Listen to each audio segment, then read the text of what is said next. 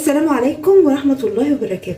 النهاردة هنعمل بقى العصاج علشان يبقى جاهز معانا في اي وقت حابين نعمل بيه اي حاجة. ده بصراحة بيبقى من التجهيزات الاولانية لتجهيزات رمضان. احنا عملنا مع بعض التفريزات بتاعة البصل والطماطم، هنعمل بقى العصاج النهاردة عشان يبقى سهل معانا وبسيط في اي وقت. لازم الحاجات دي نكون مخلصينها. حبيت بس النهاردة اعمله معاكم. هحط اللحمة على النار، انا ببقى مسخنة الطاسة من قبلها.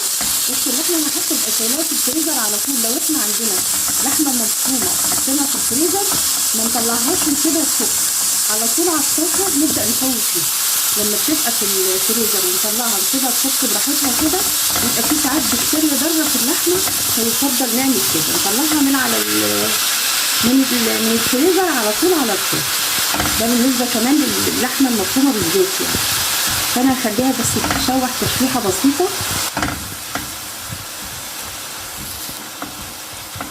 بصي هي ما خدتش وقت خالص، على طول بتبدا تفك مع نفسها طالما سخنا الطاسه. وبرده لما نكون بنعمل اي حاجه من اللحوم بالذات لازم نسخن الطاسه الاول قبل ما نبدا نحط فيها اللحم علشان ما تنزلش الميه بتاعتها. فانا على طول زي ما انتم شايفين كده هي فكت. هبدا بقى اجيب التوابل. هوريكم كمان الحاجات اللي احنا كنا مفرزينها مع بعض قد ايه بتبقى سهله وبسيطه جدا. بصوا احنا فرزنا مع بعض الجزر، بصوا عامل ازاي. طلعه من الفريزر على طول وابدا احطه على اللحمه.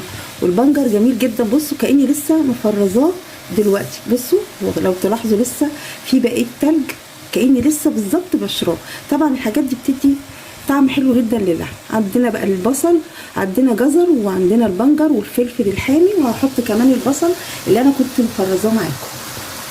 وهنحط البصل برضو. بصوا البصل بيبقى سهل جدا وبسيط، ممكن كمان نعمله زي قطع ونحطه عشان الحاجات دي بصراحه هتسهل عليكم جدا الشغل في رمضان. اهي هحطها بقى وهديها تشويحه بسيطه. على طول هننزل بالتوابل بتاعتنا.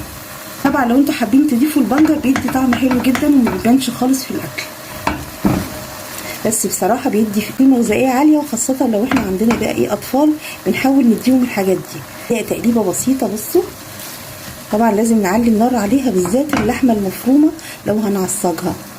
هنقلبها بس تقليبه بسيطه كده. احنا لسه ما حطيناش مع بعض التوابل.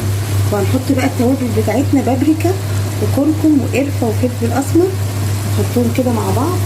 وهحط لها برده رشه كده، رشه من الدبس والرمان بتخليها طعمها حلو جدا، رشه بسيطه. وهنحط لها بقى معلقه من الصلصه. الصلصه بتخليها طعمها حلو، خاصه لو احنا هنعمل بيها مكرونه بالبشاميل بتدي طعم حلو جدا للعصاج. وسنه من الثوم اديها تقليبه، واحط لها معلقه صغيره من السمنه. يعني لو انتوا حابين تضيفوا لها السمنه ممكن تدوها لها، بتديها برده نكهه حلوه جدا. بصوا هي بدات تتشوح معانا، لسه ما حطيناش الملح. نحط لها معلقه السمنه، معلقه مش كبيره، وهنرش بقى عليها الملح. هنسيبها تتشوح تشويحه بسيطه، وبعدين هي بدات خلاص تخش على النضج اهي. بصوا حلوه جدا. بقى العصاج بتاعنا بقى حلو جدا. الصلصه كمان بتديله شكل، وكمان بتديله طعم حلو، خاصه بقى لو احنا عاملين دي بقى مكرونه بالبشاميل. كل الحشوات تقريبا بتخش فيها العصاج. هي خلصت خلاص وبقت جاهزه. برضه هرش لها رشه بسيطه باين من الملح. بس العصاج من الحاجات اللي ممكن تتحط اللحمه وهي نيه لسه ما دخلتش على النار يعني. نحطها بقى كده كمان مع بعض في طبق التقديم وخلاص خلص على كده. بس بقى نحطه مع بعض علشان نشوف العصاج بتاعنا قد ايه حلو جدا.